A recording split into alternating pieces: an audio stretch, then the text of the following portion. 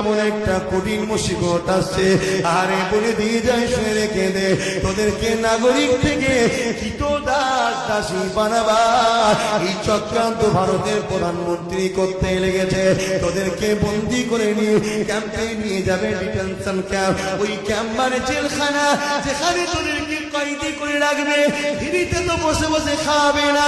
যে মাঠে তুই চাষ করতি 250-300 টাকা চল্লি দিস, ওটা 50টা টাকায় তোকে দেবে।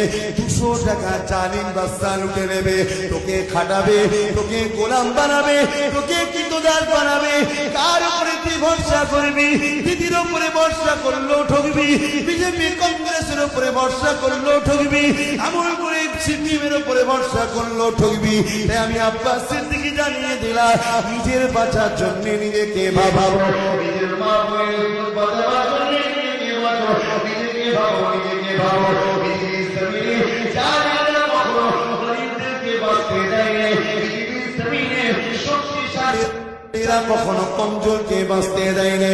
কমজোর যতক্ষণ ন্যাক হয়েছে ততক্ষণ চালিম জব্দ হয়নি। কমজোর যতক্ষণ না দাঁড়িয়েছে ততক্ষণ শয়তানরা জব্দ হয়নি। আমি আজকে আব্বাস সিদ্দিকী, বাংলার কোটি কোটি যুবক আমাকে ভালোবাসে, কোটি কোটি মা ভালোবাসে, কোটি কোটি বোন ভালোবাসে। তাদের চোদ আপনাকে বাঁচাবার জন্য, আমার ভাইদের জীবনকে জ্যোতির সাথে রাখার জন্য আমি চেষ্টা করছি। কিন্তু আমার আল্লাহ জানিয়েছে, যে জাতি কখনো পরিবর্তন হতে চাইবে না, আমি আল্লাহ তাকে কখনো পরিবর্তন করব না। আল্লাহর হস্তে বলে দিয়ে যায়, তোমরা চেষ্টা যদি করো, আমার আল্লাহ তোমাদেরকে দয়া করবে, সাহায্য করবে।